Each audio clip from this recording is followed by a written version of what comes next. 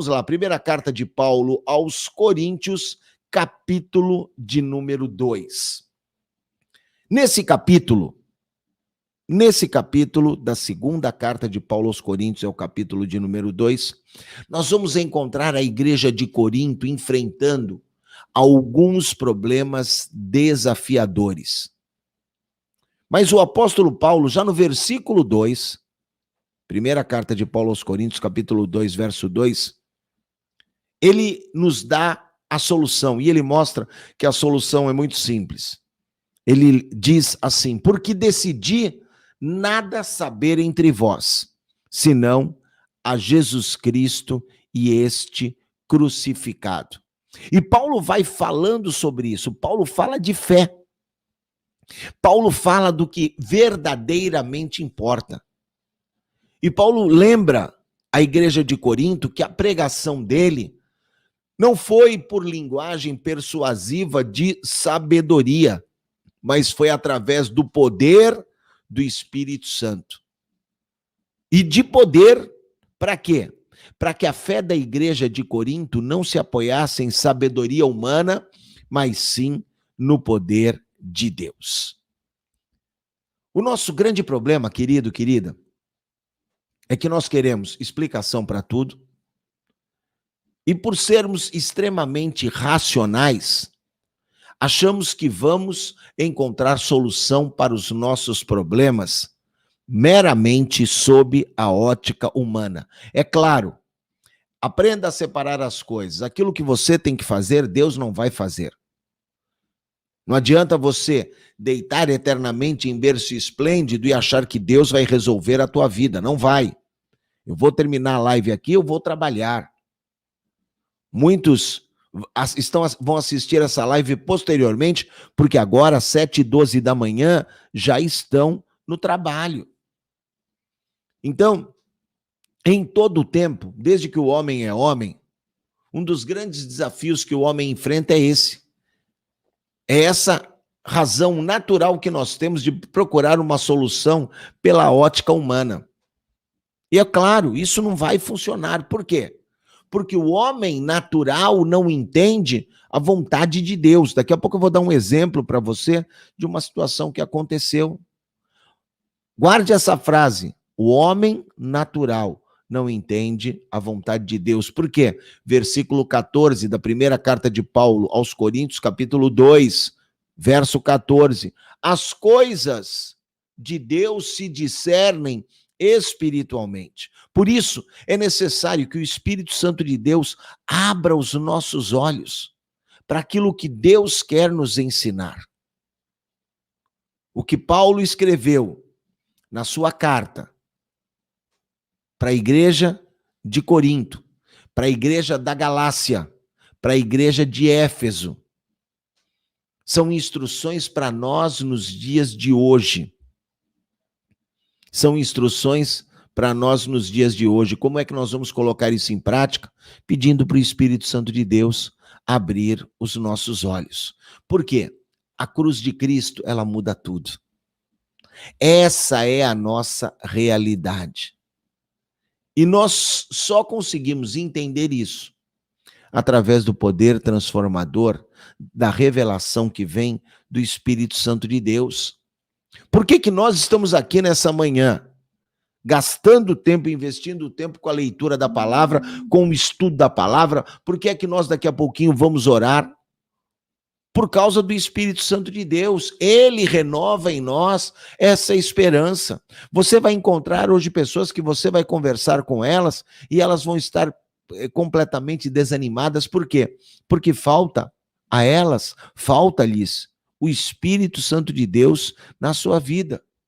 Eu gosto muito do versículo 9, aqui, segunda carta de Paulo aos Coríntios, primeira carta, perdão, de Paulo aos Coríntios, capítulo 2, verso 9, nem olhos viram, nem ouvidos ouviram, nem jamais penetrou no coração humano o que Deus tem preparado para aqueles que o amam. Amém? Se você ama a Deus, se prepare para viver o melhor por intermédio do Espírito Santo de Deus. Entenda que você precisa fazer a tua parte. Poderia estar dormindo agora, você poderia estar dormindo. Mas a nossa parte qual é? É buscarmos a Deus em oração, é buscarmos a Deus na palavra, é conhecermos mais e mais, é como o atleta se prepara. Você acha que nós tivemos aí as Olimpíadas de Tóquio, 2020 em 2021, eu acho isso fantástico, muito engraçado. Nunca acho que antes na história da Olimpíada aconteceu um adiamento de um ano, loucura, na verdade, por conta da pandemia. Agora, quem foram os grandes medalhistas? Foram aqueles que treinaram. Não foram aqueles que ficaram dormindo até tarde. E tanto eu quanto você poderíamos estar dormindo até tarde, mas estamos buscando a palavra. E isso é um mover de semeadura que vai trazer bênção para a minha vida e para a tua vida, eu creio. Que vai nos fazer melhores pais, melhores maridos, melhores profissionais, melhores servos de Deus. Certa vez, eu estava lendo um livro de um professor, ele chama Joseph Kidder. E ele é professor de um seminário norte-americano, o seminário de Andrews. E ele escreveu assim, eu vou ler o texto aqui, ipsis literis, letra por letra para você. A cruz é o coração de toda a irmandade. E é somente através da cruz que a fraternidade se aprofunda, que a fraternidade, ela amadurece. Mas essa condição de fraternidade, de maturidade, ela precisa dessa ação frequente, da crucificação do nosso eu, do nosso egoísmo, do nosso egocentrismo e da nossa justiça própria, sabe? Então, é por isso que a gente precisa ter a cruz como referência para a nossa vida. Não apenas como algo distante que aconteceu há 2000 anos atrás, mas como algo presente na nossa vida através da revelação do Espírito Santo de Deus. Em nome de Jesus. Amém? Deixa eu contar para você uma experiência que eu vivi certa vez. Há bastante tempo já tem bastante tempo. Eu estava aguardando numa fila, que não era bem uma fila, sabe aquelas de cadeirinha que você senta em repartição pública e fica esperando? E enquanto eu aguardava, veio uma pessoa e sentou do meu lado, e como estava demorando, a gente começou a conversar. E eu fui falar especificamente para ele sobre Jesus Cristo e sobre Deus. E ele disse para mim assim, sabe? Eu sou ateu. E eu contei para ele o meu testemunho.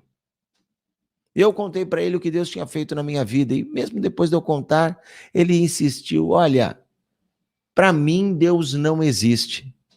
E aí, queridos, eu falei para ele com todo carinho, com todo cuidado, eu falei, querido, você está errado.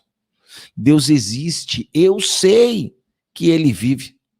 E esse homem insistiu comigo, ele era mais velho que eu, e ele disse, não, você não sabe. Ninguém sabe, não tem como saber. E aí eu falei, eu não vou ceder. Eu não vou ceder. Eu falei, não, querido, Deus existe. Deus existe. E aí, ele era advogado. E ele me fez, então, uma pergunta. Tudo bem, garoto, você disse que sabe. Como é que você sabe disso? E naquele momento, eu fiquei pensando, como é que eu vou falar para ele, comunicar para ele o que eu sentia? Porque eu tinha falado para ele de Espírito Santo, de testemunho, mas ele dizia, eu não sei do que você está falando. Eu tentei falar para ele sobre oração, fé, discernimento, mas tudo isso era sem sentido para ele, sabe? E aí ele vira para mim e fala assim, tá vendo? Você não consegue me explicar? Então como é que você sabe que Deus existe? Como é que você acredita em algo que você mesmo não sabia explicar? E aí eu fiquei pensando, eu falei, será que... Isso tudo muito rápido na minha mente. Será que eu fui insensato no meu falar, né? Como é que eu vou comunicar para esse homem essa experiência?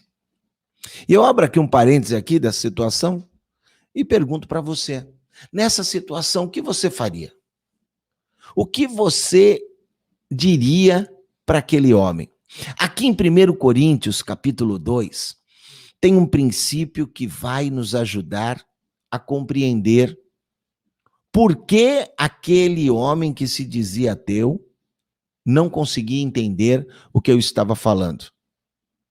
Apesar do Espírito Santo ser uma verdade, uma realidade, apesar de eu ser, já à época, um pastor, eu não conseguia transmitir para aquele homem a minha fé. Aqui em 1 Coríntios capítulo 2, do verso 1 ao verso 8, preste bem atenção.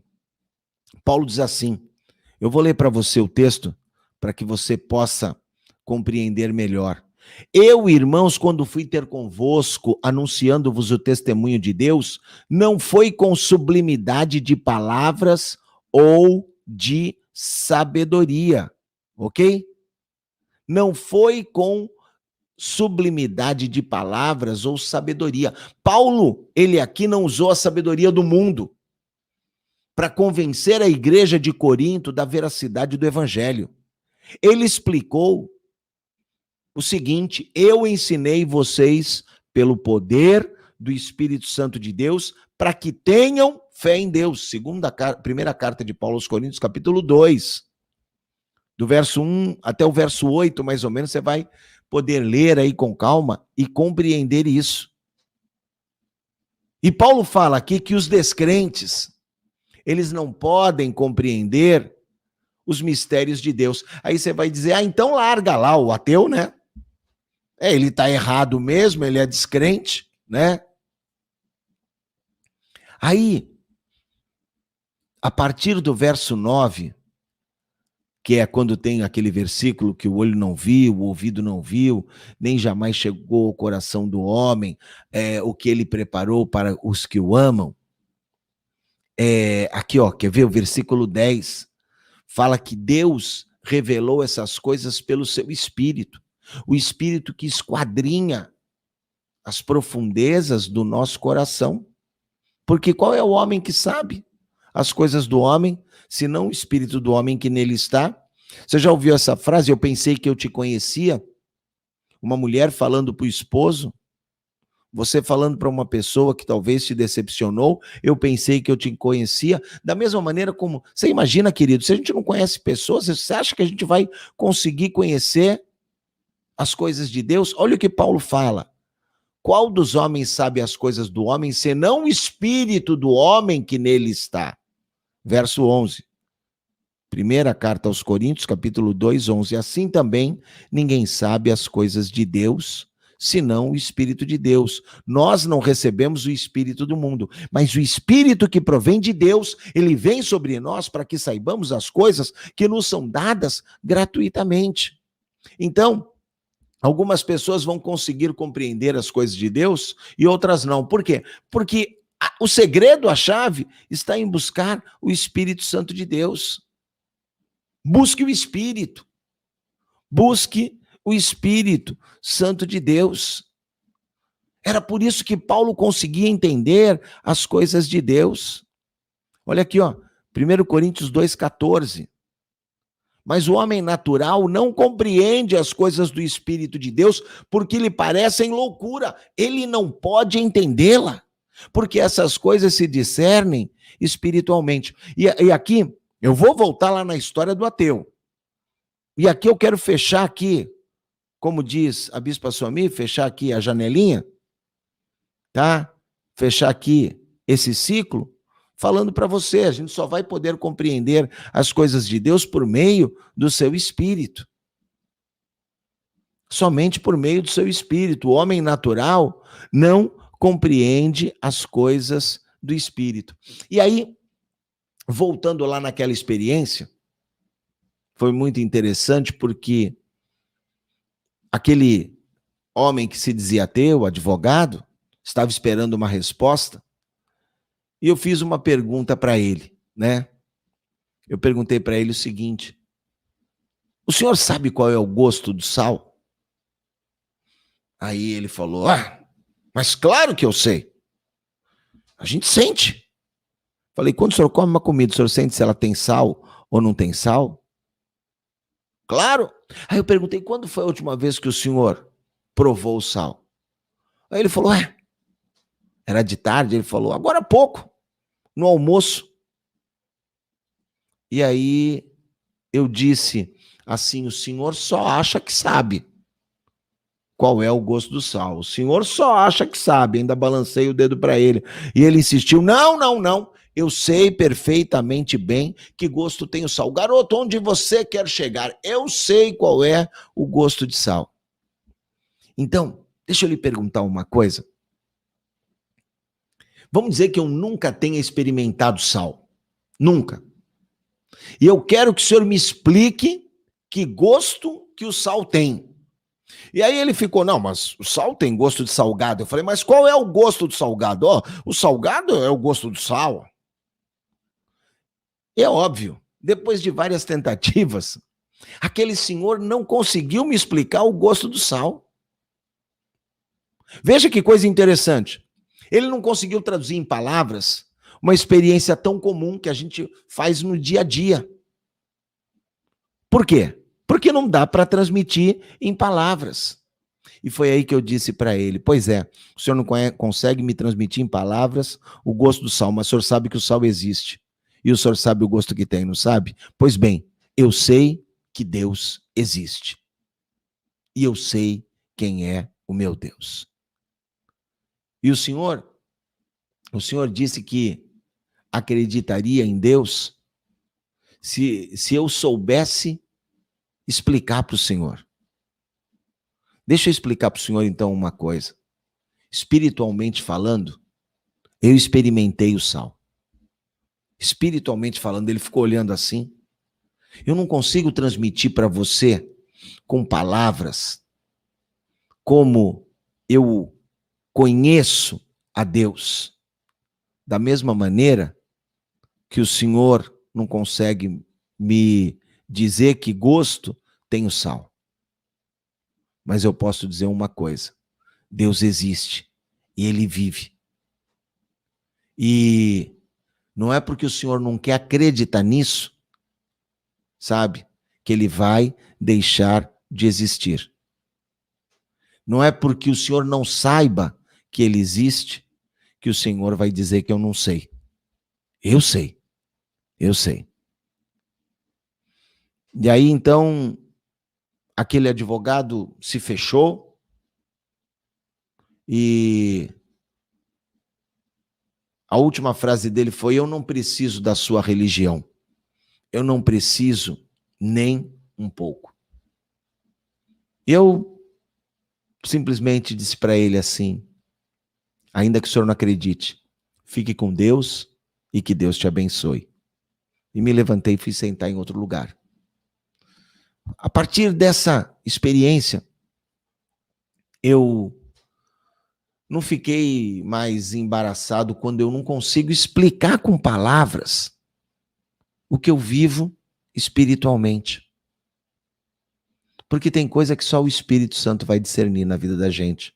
Só o Espírito Santo vai poder ministrar. E a gente vai falar, e para muitas pessoas vai ser loucura. Sabe qual é a minha sugestão? Faz uma lista das coisas de Deus que só podem ser conhecidas ou compreendidas pelo seu Espírito.